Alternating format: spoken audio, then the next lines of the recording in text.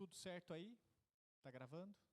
Então, a partir de amanhã, essa mensagem vai estar disponível no aplicativo da igreja, que está aí nos nossos folders na parede, tanto este lado quanto naquele. Então, se você quiser, você pode acessar através do aplicativo essa mensagem e também já está lá a mensagem do Paulinho desta manhã. Certo, Juan? Já está lá disponível também uma mensagem muito impactante que o Paulinho tem pregado na série sobre Esther. E hoje ele pregou sobre o capítulo 3, foi muito, muito bom. E eu espero que você também possa ouvir essa mensagem lá ao longo dessa semana. Vamos lá? Atos 14, 21 a 28. Pregaram as boas novas naquela cidade. Opa! Está errado ali o que eu estou lendo. Atos 14, 21. Que eu vi que eu estou lendo aqui está meio esquisito. Pregaram as boas novas naquela cidade. Fizeram muitos discípulos. Então voltaram para Listra, Icônio e Antioquia, fortalecendo os discípulos e encorajando-os a permanecer na fé, dizendo: é necessário que passemos por muitas tribulações para entrarmos no reino de Deus. Paulo e Barnabé designaram-lhes presbíteros em cada igreja e, com oração e jejum, os encomendaram ao Senhor, em quem haviam confiado. Passando pela Psídia, chegaram a Panfília, e tendo pregado a palavra em Perge, desceram a Atália. De Atália navegaram de volta a Antioquia, onde tinham sido recomendados a graça de Deus para a missão que agora haviam completado. Quando chegaram, reuniram a igreja e relataram tudo o que Deus tinha feito por meio deles e como abrir a porta da fé aos gentios. E ficaram ali muito tempo com os discípulos. Amém? Vamos orar? Nosso Deus e Pai, eis o momento, Senhor, onde a Tua palavra há de ser anunciada em nossos corações e queremos pedir ao Senhor que, através da direção do Teu Espírito, o Senhor fale em nossas vidas. Precisamos do Senhor o tempo todo e precisamos da palavra do Senhor para nos guiar à verdade. Nos guiar, ó Deus, à Tua vontade. Então ministra a palavra em nossos corações esta noite, em nome de Jesus. Amém. Amém. Chega ao fim a primeira viagem missionária de Paulo. 2 anos de trabalho. Mais de quase 200 quilômetros percorridos a pé. Igrejas fundadas, cidades visitadas. E agora eles estão retornando no mesmo caminho que seguiram. Estão voltando às igrejas que eles haviam iniciado, para rever os irmãos que eles haviam conduzido a Cristo. E há um propósito nesta viagem de retorno. Obviamente, eles poderiam fazer um caminho diferente. Obviamente, eles poderiam ir direto para Antioquia. Mas não, eles fazem questão de voltar na mesma direção e de revisitar esses irmãos. Note bem, algumas dessas cidades foram lugares onde Paulo foi intensamente perseguido. Em uma dessas cidades, por exemplo, Paulo foi apedrejado, quase colocado à morte. E Paulo não hesita em voltar a esses lugares. Paulo não hesita em revisitar essas igrejas, em estar de novo com esses irmãos e até mesmo compartilhar novamente a palavra de Deus nesses lugares. Por quê? Porque no coração de um discípulo não há temor. No coração de um homem de Deus não há medo. Há apenas um desejo intenso de fazer a vontade do Senhor. Então é neste espírito que Paulo e Barnabé não pensam 2 vezes em retornar para visitar essas igrejas. Há também uma tarefa a ser cumprida nesses lugares. Essas igrejas precisam ser fortalecidas porque há um propósito. Precisam ser visitadas porque ainda há coisas a serem feitas nesses lugares. E por isso que Deus está levando Paulo e Barnabé novamente a esses lugares. Penso que aqui, irmãos, nós temos poderosas lições também para as nossas vidas. Há um trabalho a ser executado. E muitos de nós, infelizmente, não estão fazendo esse trabalho que o Senhor nos convida a fazer. Há um trabalho urgente que nós precisávamos estar fazendo já. Mas, infelizmente, muitos de nós têm outras prioridades para as suas próprias vidas. Eu quero chamar a sua atenção para o verso 21, onde a Bíblia nos diz qual era a missão de Paulo. A Bíblia diz: pregaram as boas novas naquela cidade e fizeram muitos discípulos. Uma das coisas mais importantes que uma igreja precisa fazer, e não há outra coisa mais importante do que essa, é cumprir o chamado de Deus para a igreja. Abra sua Bíblia comigo, em Mateus capítulo 28, versículos 19 e 20. E preste muita atenção à ordem que Deus havia dado aos seus discípulos e futuramente à sua igreja para cumprir. O Senhor Jesus nos diz: portanto, vão. Quem devem ir? Todos nós. Vão, façam discípulos. Onde? De todas as nações, batizando-os em nome do Pai, do Filho e do Espírito Santo, ensinando-os a obedecer a tudo o que eu ordenei a vocês. E eu estarei sempre com vocês até o fim dos tempos. A missão primordial da igreja, o seu trabalho fundamental, está aqui. Paulo é zeloso em cumprir esta ordem. Onde quer que Paulo está, há uma missão a zelar, a fazer, a cumprir. Qual é? Fazer discípulos. Paulo não quer fazer seguidores simples de Jesus. Deus não quer encher igrejas. Deus não quer pessoas ali ouvindo mensagens. Deus quer homens e mulheres que estão comprometidos a imitar o Senhor Jesus, porque é isso que significa ser discípulo. A missão de Paulo não é só pregar o Evangelho, mas é ensinar esses discípulos a obedecer a tudo que Jesus ensinou. A missão é muito mais abrangente do que só entregar um folheto. É muito mais abrangente do que só falar alguma coisa sobre Jesus.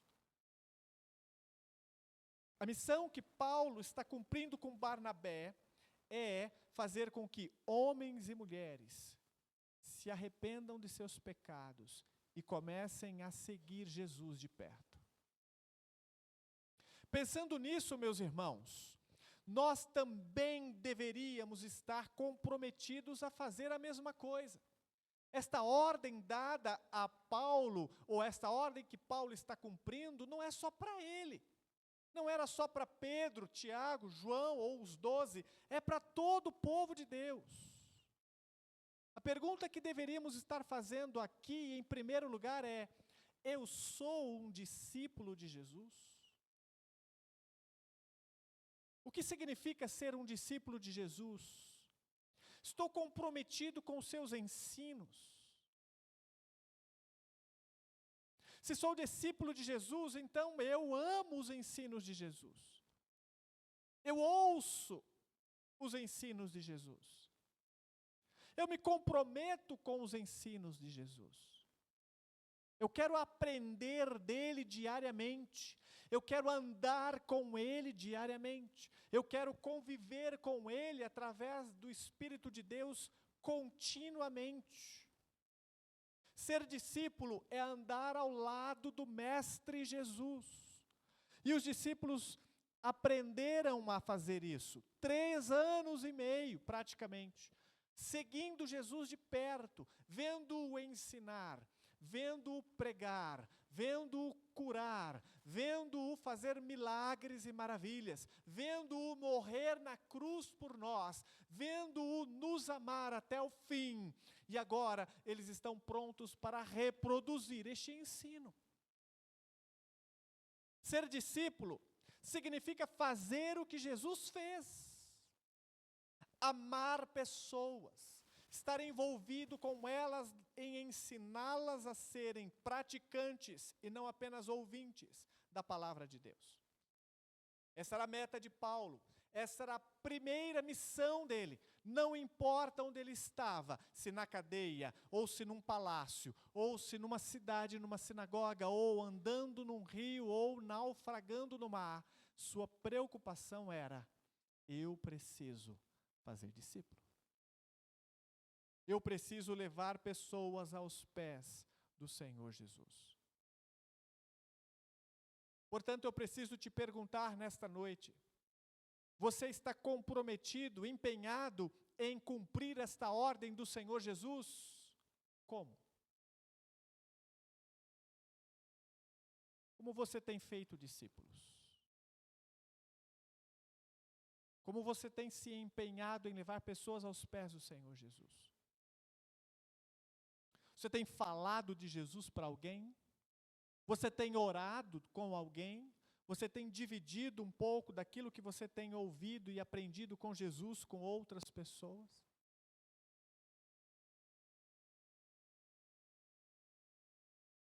No verso 21, fica claro que ele precisa visitar aquelas cidades, aquelas igrejas, aquele povo, porque havia muitos discípulos para ajudar, fortalecer, encorajar.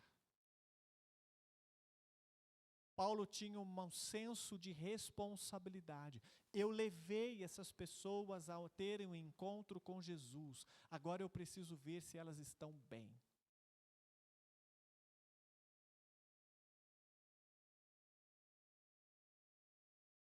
Em segundo lugar, nós vemos no versículo 22, outro dos propósitos de Paulo revisitar essas igrejas. O verso 22 começa dizendo: fortalecendo os discípulos. Ao longo da nossa vida, irmãos, nós muitas vezes nos deixamos abater pelas circunstâncias da vida. Como discípulos de Jesus, às vezes nós fraquejamos. Às vezes se torna muito difícil seguir Jesus de perto. Quando eu digo seguir de perto, significa obedecer. Porque há circunstâncias nas nossas vidas que nossa vontade quer prevalecer. Queremos fazer as coisas do nosso jeito. Queremos nos relacionar com as pessoas seguindo os nossos próprios critérios. Queremos agir com as pessoas do nosso jeito. E é por causa destas questões e por causa da forma como queremos agir e como escolhemos agir, que nossa fé precisa, ou que nossa vida cristã precisa ser fortalecida, porque não é fácil ser discípulo de Jesus.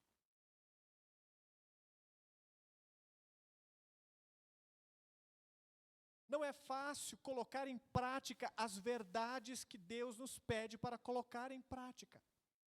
É difícil amar pessoas, principalmente aquelas que são difíceis de amar.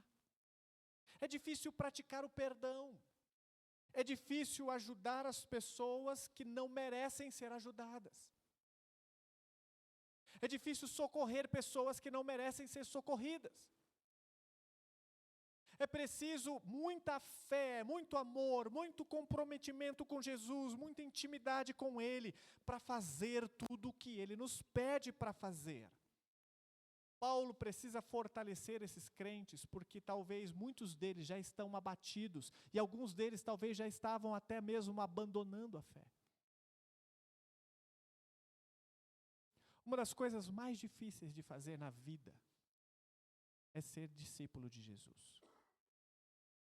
Não há nada mais difícil que isso. E ainda será muito mais difícil se você tentar fazer isso do seu próprio jeito. Pode deixar comigo, pastor. Eu sei como ser um discípulo de Jesus. Eu sei o que eu devo fazer, eu sei como devo agir, eu sei o que devo responder, sei como devo me relacionar com as pessoas. Deixa eu lhe dizer uma coisa. Todas as vezes que você quer servir a Deus do seu jeito, você fracassa. Porque ser discípulo de Jesus significa seguir alguém. Ele não quer que você siga ou ande com Ele sozinho. Não é possível fazer isso. Então você precisa andar seguindo o Mestre. E Paulo precisa estar certo de que esses irmãos ainda estão fazendo isso. A palavra que ele usa aqui para fortalecer, ou a palavra fortalecer aqui, tem um significado interessante. é a mesma palavra que é usada para aquele personal trainer que fica ao lado da pessoa, né, Stefane? Dizendo, vamos lá, mais 10. Detestava quando ela fazia isso. Se você não treinou com a Stefane, você não sabe o que eu estou dizendo. Você está cansado, suado, extenuado, dizendo, opa, falta 5. Ela vira para você e fala, vamos lá, quero mais 10 agora. Você fala, calma assim, estou tremendo. Mas era o papel, fortalecer. Então ela ficava ali ao lado. Vai, vamos, direita essas costas. Fortalecer, então, é estar ao lado da pessoa, ajudando, encorajando, incentivando, ajudando, dando as mãos. Às vezes era necessário agarrar ali pela mão e dizer, não, eu não vou deixar você caído, não vou deixar você assim, não vou deixar você prostrado, eu estou aqui ao seu lado para fortalecer você. Abra sua Bíblia em Atos, capítulo 15, versículo 32.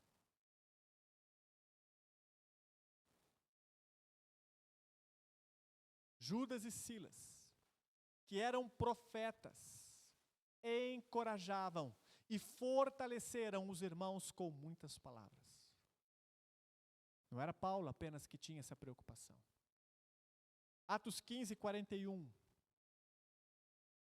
Passou então pela Síria e pela Cilícia, fortalecendo as igrejas. Atos 16, 5. Assim, as igrejas eram fortalecidas na fé e cresciam em número cada dia. Atos 18, 23. Depois de passarem algum tempo em Antioquia, Paulo partiu dali e viajou por toda a região da Galácia e da Frígia, fortalecendo todos os discípulos. Quantas pessoas você tem fortalecido na fé? Pastor, eu mal consigo ficar eu na fé, que dirá fortalecer outros? Mal tenho eu me sustentado, Senhor. Como é que eu posso ajudar outros a estarem firmes na fé? Mal tenho eu conseguido ficar firme com Jesus, como é que posso eu ser usado agora para fortalecer discípulos? Meu irmão, se nós não aprendermos a fortalecer-nos uns aos outros, ou não estivermos empenhados em cumprir isso, nós ficaremos no meio do caminho. Paulo sabia que as igrejas precisavam ser encorajadas à fidelidade. Tem o hábito de ligar a alguém, de ligar para alguém, de mandar um zap, de orar com alguém, de dizer, olha querido, como é que você está hoje? Como é que foi o seu dia? Como é que está a sua semana? Eu quero orar para fortalecer você, encorajar você na fé. Quais são os desafios da sua vida? Eu quero orar para Deus ajudar você a vencer esses desafios. Tem alguma situação que está doendo na sua vida? Tem alguma obediência que você não tem feito ou não tem cumprido? Deus tem te pedido alguma coisa e você não tem obedecido? Eu quero orar por você, fortalecer você, a abandonar o que você tem que abandonar, para andar na fé. Igreja é isso, irmãos. Amém? Mas eu não posso me sentar numa cadeira e esperar que alguém faça isso por mim. O convite de Deus é para que nós nos envolvamos na obra de fazer discípulos e de encorajá-los e de fortalecê-los. Então faça você por alguém.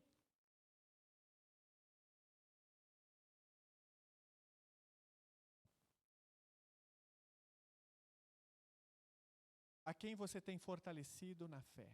A quem você tem ajudado a ficar firme no Senhor? Há alguém com quem você convive, ou alguém que você conhece, que já abandonou a igreja, seja essa ou outra, e você não tem encorajado essa pessoa a fortalecer-se na fé? Ah, eu trabalho com uma pessoa que é desviada. Você acha que você trabalha com ela por quê? Você acha que Deus colocou ela na sua vida com que propósito? Você acha que Deus não quer que você ajude ela a voltar à fé? Você acha mesmo que Deus não quer que você fortaleça essa pessoa?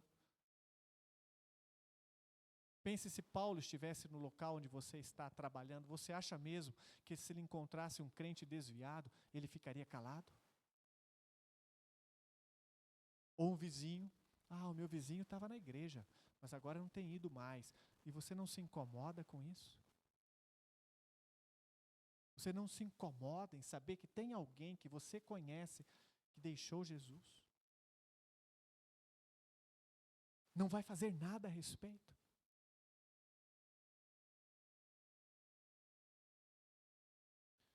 Ainda no versículo 22, Paulo e Barnabé não só se dedicavam a fortalecer os discípulos orando, pregando, visitando, encorajando na fé. É essa a outra parte. Encorajando-os a permanecer na fé. Nós cantamos aqui, né? Cada vez que a minha fé é provada, né? Rompendo em fé. Querido, sabe que uma das coisas muito difíceis de fazer na vida é ter fé? A fé é um dos maiores desafios. Basta dizer que Jesus ensinou seus discípulos que se eles tivessem fé do tamanho de um grão de mostarda, eles fariam um monte transportar daqui para lá. Basta dizer que durante boa parte do ministério de Jesus, os discípulos viram Jesus fazer coisas grandiosas. E em determinado momento eles chegaram a Jesus e ouviram de Jesus a seguinte frase: homens de pequena fé. A Bíblia diz que no final dos tempos haveria uma crise de fé. Quando o Senhor Jesus voltar, encontrará fé na terra? Muitos apostatarão, ele diz, muitos deixarão a fé, muitos se abalarão com os escândalos no meio da igreja e deixarão de seguir Jesus. Pergunto-me se aqui ele há de encontrar fé quando regressar. Pergunto-me se em meu e no teu coração ele encontrará uma fé pujante, firme, convicta, ou ele encontrará um crente morno ou frio na fé. Como ele escreveu na carta à igreja de Laodiceia em Apocalipse capítulo 3. O evangelho chegou naquelas cidades debaixo de muitas lutas, ameaças e perseguições. O problema de ser cristão no primeiro século é que o Império Romano matava crentes. E em alguns desses lugares que Paulo fundou uma igreja, ele mesmo foi perseguido e apedrejado e expulso, mas ficou igreja lá. E muitos desses irmãos estavam sendo encorajados a abandonar a fé, porque senão morriam, porque senão perdiam sua família, porque senão eram expulsos da cidade. E Paulo precisa visitar esses irmãos e dizer: fique firme, não abandone Jesus, fique com ele, custe o que custar, mesmo que a sua vida você tenha que perder, mas permaneça na fé em Cristo. Paulo precisa encorajar esses irmãos com o exemplo. Ele mesmo foi apedrejado na frente de uma dessas cidades.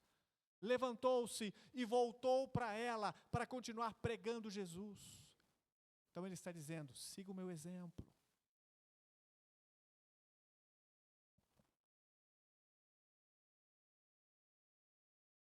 Olha o que ele diz no versículo 22. É necessário que passemos por muitas tribulações para entrarmos no reino de Deus. É assim que Paulo encorajou esses irmãos a permanecer na fé. Que jeito estranho de encorajar, né? O jeito do homem hoje de encorajar alguém é: vai ficar tudo bem. Fique firme que nada vai te tocar. Fique firme que o mal não vai prevalecer na sua vida. Fique firme porque você terá vitória. Paulo está encorajando a dizer: é o seguinte, fique firme porque você tem que passar por muita tribulação ainda. Tem muita perseguição pela frente, sangue, você pode morrer, mas fica firme, desanima não. Você não acha um jeito meio esquisito de fazer com que alguém se encoraje a permanecer na fé? Já imaginou, um irmão chega na sua casa para te fazer uma visita e diz: eu vim aqui te encorajar a permanecer e seguir Jesus. Só que eu quero que você entenda bem. Vai ser duro, vai ser difícil, você vai atravessar por muitos problemas e batalhas, mas eu estou aqui para te dizer, não desista. Nossa, pastor, eu queria que você me visitasse, mas não para dizer isso. Eu queria que você me dissesse, fique firme que Deus vai te dar a vitória. A vitória não necessariamente é a solução dos problemas. A vitória é permanecer na fé. A vitória é passar pela tribulação, seja ela qual for, até mesmo pela morte, mas encerrado o problema, chegando do outro lado, Jesus olhar nos teus olhos e dizer, valeu a pena ter morrido por ti, porque você me honrou no meio da mais terrível tribulação, no meio do maior problema, no meio das suas dores, no meio da angústia, no meio do seu choro, eu contemplei a tua fé todos os dias.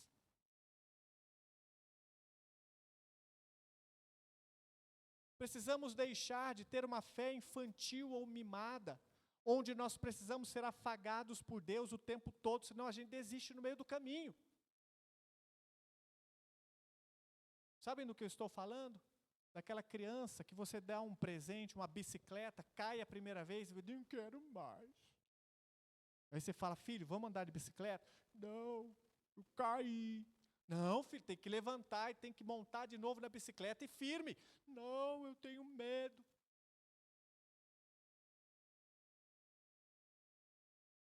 Há crentes assim, há crentes que infelizmente no primeiro sinal de perigo abandonam o barco. Não, eu não quero mais saber de Jesus, não, porque olha quanta tribulação, olha quanto problema. Eu tenho orado, ele não responde, eu tenho pedido, ele não atua, eu tenho falado com Deus, ele não responde. Desculpa, mas você não entendeu o que ele já fez por você? Ele morreu na cruz pelos seus pecados. Ele te ama, ele está ao seu lado, mas ele não se compromete a fazer o que você quer. Tem que ser o contrário. Eu preciso subir na bicicleta e dizer, Senhor, obrigado, porque eu tenho uma bicicleta para andar. E me ajuda, mesmo que eu rale o joelho, caia, quebre a perna, mesmo que eu quebre o braço, fique sem braço, não tem problema. Mas eu vou continuar andando na bicicleta, porque a bicicleta é o Senhor, eu quero andar contigo, custe o que custar. Eu posso perder tudo, mas estarei com Jesus até o fim dos dias. Amém? Glória a Deus. Os problemas não eram para desanimar aqueles crentes, mas para ajudá-los a aperfeiçoar na fé. Você não está passando pelo que você está passando porque Deus está te castigando. Não está difícil a jornada aqui na terra porque Deus está querendo te punir por algo que você fez de errado. Muitas vezes o que Deus está fazendo é ajudando você a ter ainda mais fé, a buscá-lo com mais intensidade, a depender ainda mais dEle. E não há um jeito melhor de fazê-lo do que nos colocar de joelhos, irmãos. Senhor, obrigado pela tribulação que eu tenho que enfrentar essa semana. Obrigado pelo problema que o Senhor colocou na minha vida, permitiu na minha vida agora. Obrigado por essa doença que eu tenho que superar. Obrigado por essa crise no relacionamento que eu estou enfrentando, porque é através desses momentos difíceis que o Senhor me traz para mais perto. É através desses momentos difíceis que o Senhor me faz ver o que está errado na minha vida, o que precisa mudar. Não dá para seguir Jesus sem este tratamento.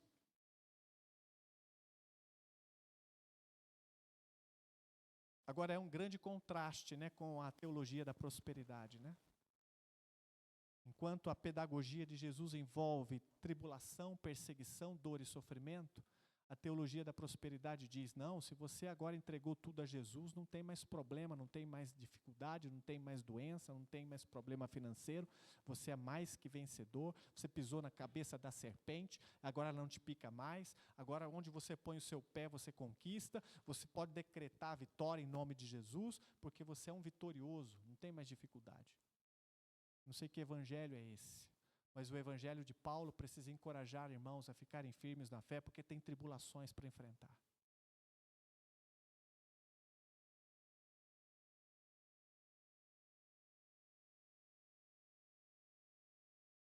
No versículo 23, Paulo diz, Lucas diz, tendo pregado a palavra em Perge, desceram a Atália. 23. Paulo e Barnabé designaram-lhes presbíteros em cada igreja. Paulo entendia que as igrejas precisavam de uma liderança. Essas igrejas não podiam ficar sozinhas. Elas precisavam de homens que estavam cheios do Espírito e que poderiam dirigir essas pessoas. Note bem, precisava de homens. Presbíteros, no plural. Não era um pastor para cada igreja, não, era vários. As igrejas eram grandes, precisavam de muitas pessoas para ajudar. Era muitas casas para visitar, muitas reuniões de oração para fazer, muitas pessoas para encorajar, muitos discípulos para batizar. Um homem sozinho não dava conta. Então Paulo tinha que organizar ali naquelas igrejas grupos de oração e jejum para que Deus levantasse homens para dirigir a igreja. Irmãos, olhe bem, a Bíblia diz que eles faziam isso com oração e jejum. Então, podemos imaginar como Paulo fazia. É simples o processo. Paulo chegava às igrejas, encorajava, fortalecia, pregava, e então dizia: irmãos, nós precisamos eleger aqui entre nós homens cheios do Espírito para serem dirigentes dessa igreja, pastores, presbíteros. Nós vamos fazer o seguinte, vamos começar agora um jejum e oração incessante para que Deus faça o que Ele fez conosco, lá em Atos capítulo 13. Volta a Bíblia lá para você ver. Atos capítulo 13, a partir do verso 1. Aconteceu o mesmo na igreja de Antioquia, e agora Paulo está reproduzindo o mesmo processo nas igrejas que ele está fundando. Na igreja de Antioquia havia profetas, mestres, Barnabé, Simeão, chamado Níger, Lúcio de Cirene e Manaém, que fora criado com Herodes, o tetrarca, e Saulo. A Bíblia diz no verso 2, enquanto adoravam ao Senhor e jejuavam, o Espírito Santo disse: separem-me Barnabé e Saulo para a obra que os tenho chamado. Assim, depois de jejuar e orar, impuseram-lhes as mãos e os enviaram. O processo era o mesmo. Paulo chegou naquelas igrejas e pensou: bom, precisa de um líder, precisa de líderes. Vamos fazer o seguinte: jejum, oração, consagração e santidade. E o Espírito vai destacar entre nós os homens que vão assumir esses ministérios.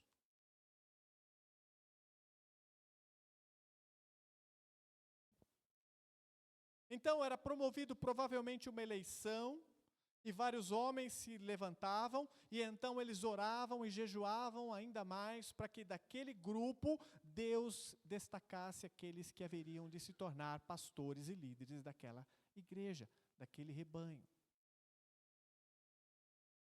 Significa que quando eles tomavam qualquer decisão concernente à igreja, eles, antes de mais nada, se dedicavam a buscar ao Senhor. Irmãos, entenda uma coisa, nós não podemos continuar tomando decisões em nossas vidas sem aprendermos a depender de Deus.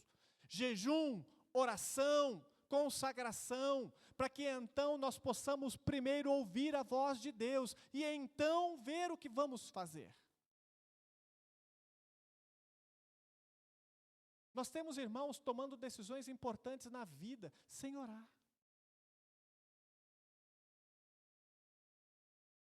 Eu não sei se vocês sabem, não sei se eu posso dizer isso aqui, talvez eu cometa um erro, mas eu vou cometer esse erro, se eu fizer.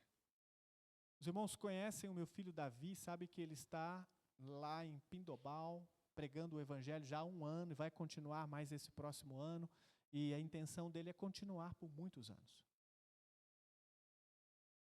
E nós estamos orando já há muito tempo por ele, pelo Jonatas e pelo Rafael, para que Deus prepare para eles esposas.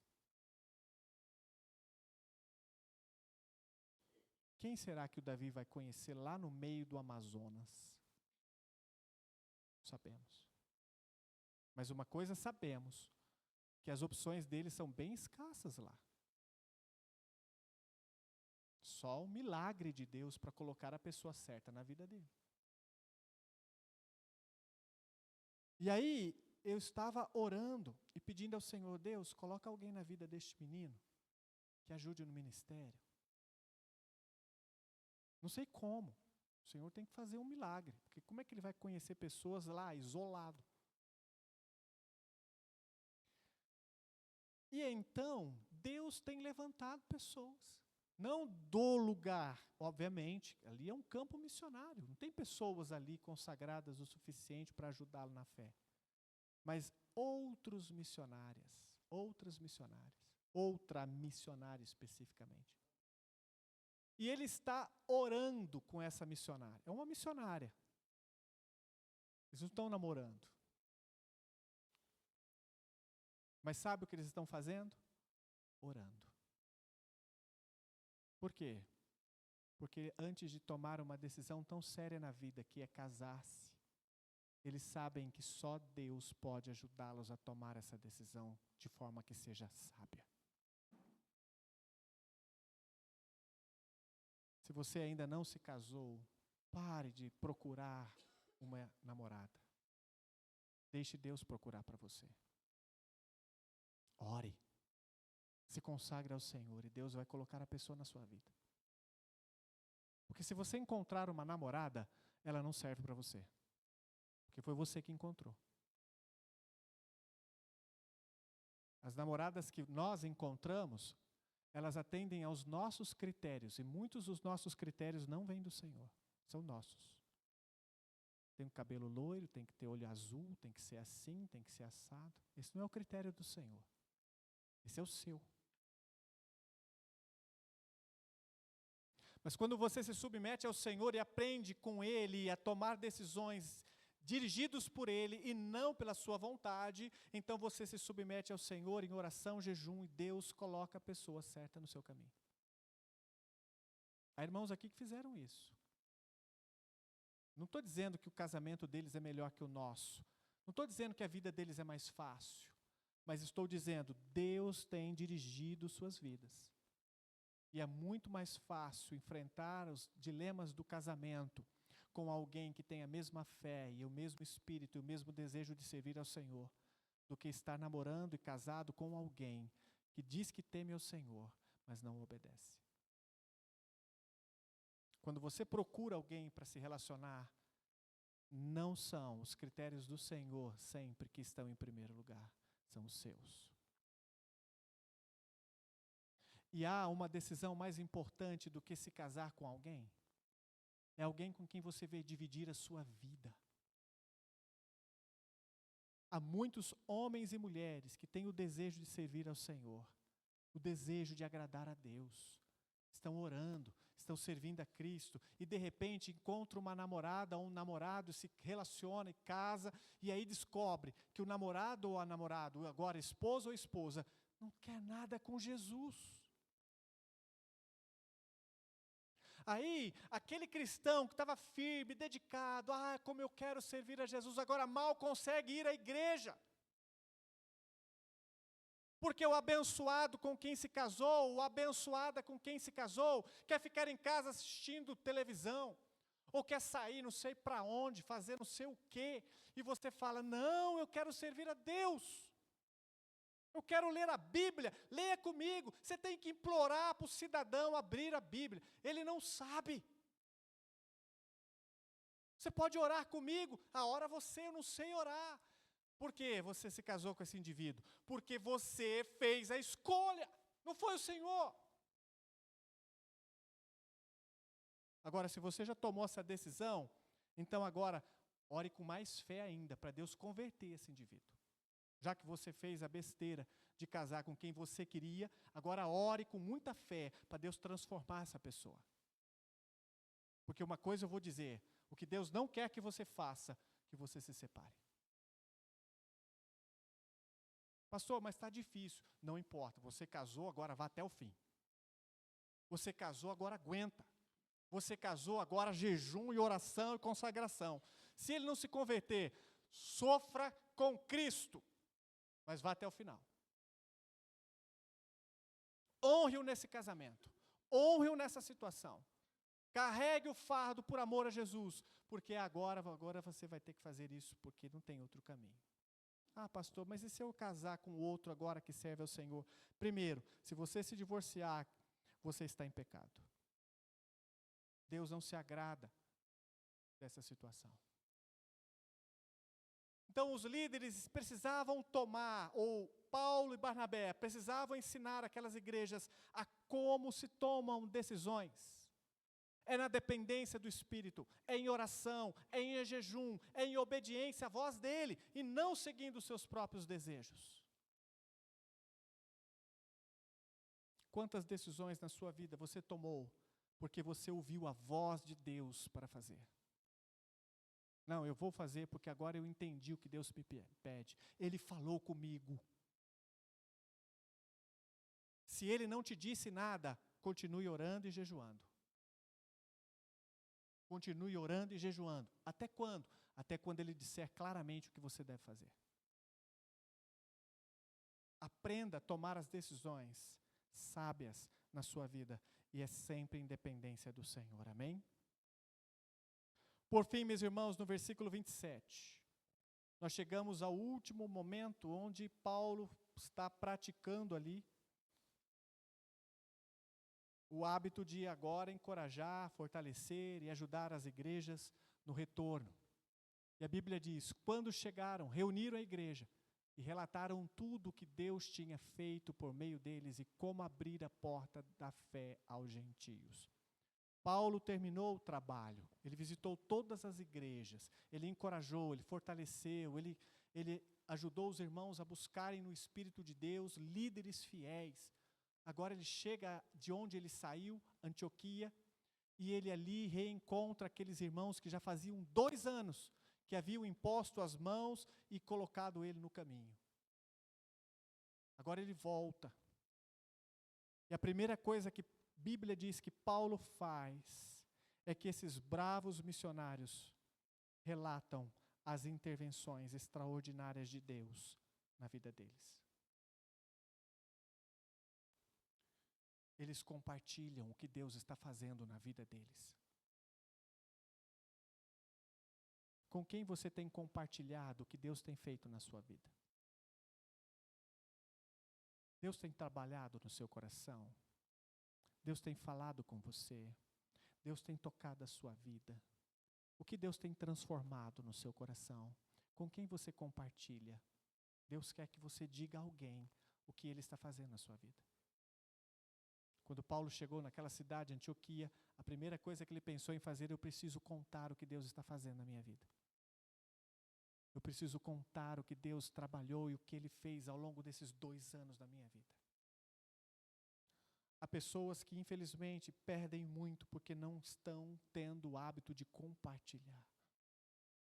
Não compartilham suas dores, não compartilham suas lutas, não compartilham o sofrimento, não compartilham as vitórias, não compartilham as bênçãos.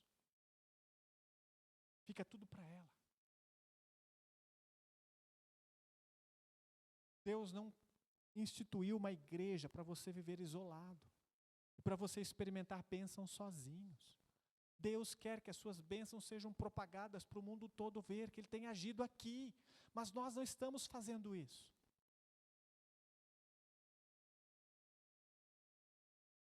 Ainda no versículo 27, eles relatam como Deus abriu aos gentios a porta da fé.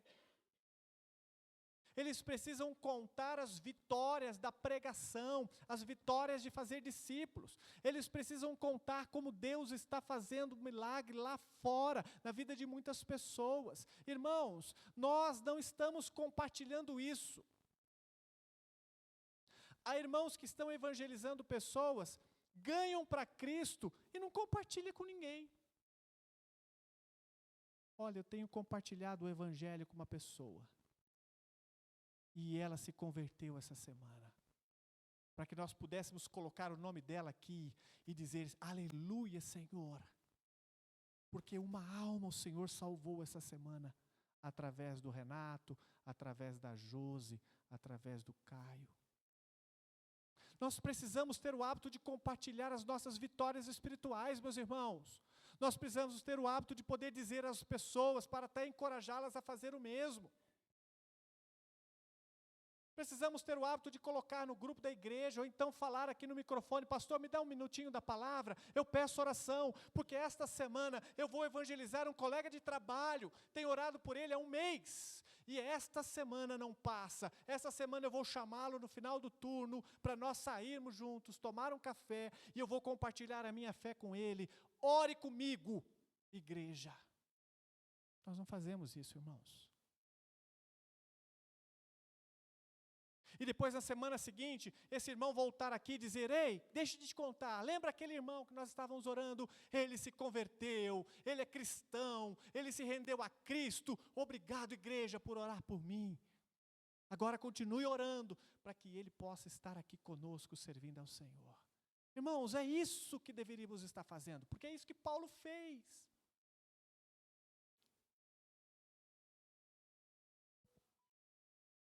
Por último, no versículo 28, a Bíblia diz: ficaram ali muito tempo com os discípulos. Ou seja, Paulo tinha muita gente para ganhar, mas mesmo assim, ele dedicou ainda muito tempo ali naquele lugar, em Antioquia. Será que ele não tinha outra viagem para fazer rápido? Será que não havia pessoas em outros lugares para salvar? Por que ele precisou ficar ali muito tempo com aqueles irmãos em Antioquia? Não sabemos, ele não nos diz especificamente por que motivo ele permaneceu ali muito tempo. Talvez se ele tivesse permanecido menos tempo, ele teria feito 5 viagens e não 4. Talvez ele teria chegado à Espanha, não sabemos se ele chegou. Mas o fato é que Paulo entendia o tempo do Senhor para todas as coisas. E ele sabia que agora era tempo para permanecer ali, com aquela igreja, se abastecendo da fé, se enchendo do Espírito ainda mais e fortalecendo aqueles irmãos. Se você está aqui esta noite, Deus está também querendo que você entenda, há um tempo para você aqui. Deus quer que você permaneça firme na fé. Deus quer trabalhar no seu coração. Deus quer falar contigo. Será que não é hora de permanecer muito tempo em algum lugar?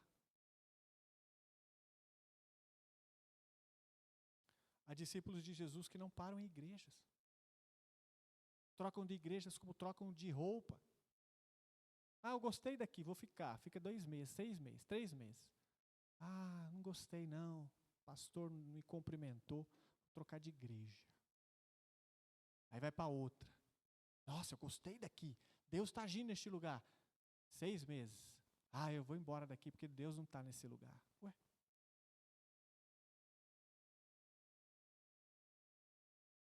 O Senhor que pregou a palavra para todos nós é o mesmo que diz: eu estou no meio da minha igreja. Amém? Não há igreja onde Ele não está. Não há um povo que prega o nome de Jesus onde Ele não esteja. Não há um povo que ensina a pregar a Bíblia, pregar a palavra, a valorizar um tempo com Deus, que Deus não esteja presente. Deus está em todos esses lugares. O problema é que nós estamos querendo servir a Jesus do nosso jeito. Não do jeito dele. Senhor, eu tenho uma lista aqui, na minha mão, de coisas que eu quero encontrar na igreja que eu quero servir. Olha só, eu tenho uma exigência para servi-lo. A igreja precisa ser assim, assado, B, alfa e beta. Se ela não for desse jeitinho aqui, Senhor, não serve para mim. Desculpa, serve para Jesus, mas não serve para você? Quem é você?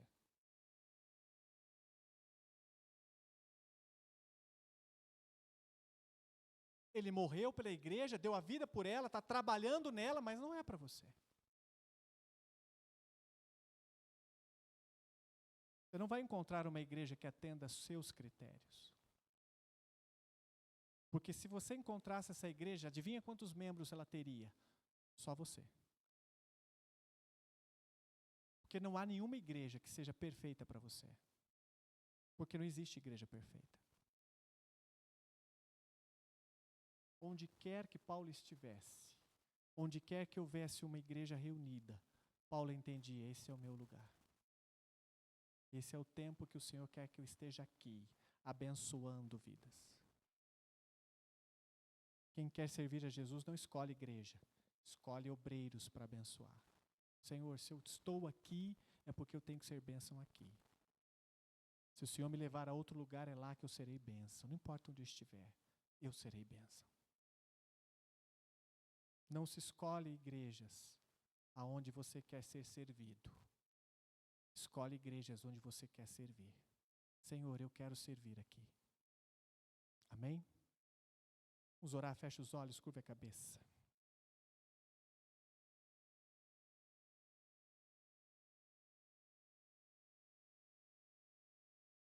Nosso Deus e Pai amado, em nome de Jesus Cristo, nós vemos Paulo e Barnabé visitando agora esses lugares onde eles já estiveram. Estão pregando, fortalecendo cristãos, encorajando na fé, mesmo diante das tribulações. Escolhendo ali com a ajuda do Espírito, com a direção do Espírito, líderes, mas também, ó Deus, ao retornarem, se comprometendo a compartilhar a fé e a abençoar a igreja que os enviou. Pai, da mesma forma, nós deveríamos estar fazendo a mesma obra.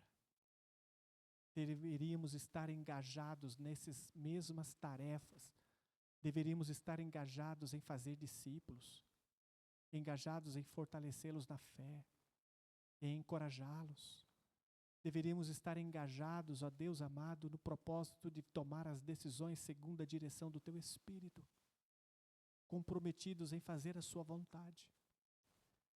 Deveríamos, ó Deus, assim como Paulo fez, estar dispostos a compartilhar as vitórias e as derrotas, compartilhar as lutas, dividir os pesos.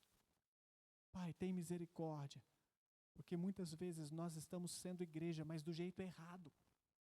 Estamos sendo igreja, mas isolados. Estamos sendo igreja sem obediência, sendo igreja sem comprometimento contigo, sendo igreja sem parar para ouvir a sua voz, sendo igreja sem encorajar nossos irmãos na fé, sendo igreja, mas infelizmente não fortalecendo-nos uns aos outros. Tem misericórdia, porque às vezes em nosso meio, ao invés de fortalecermos, nós estamos enfraquecendo os irmãos. Ao invés de encorajá-los, estamos desanimando-os, Pai, com nossa vida, com nossas atitudes, com nossas mesquinharias. Perdoa-nos, Pai.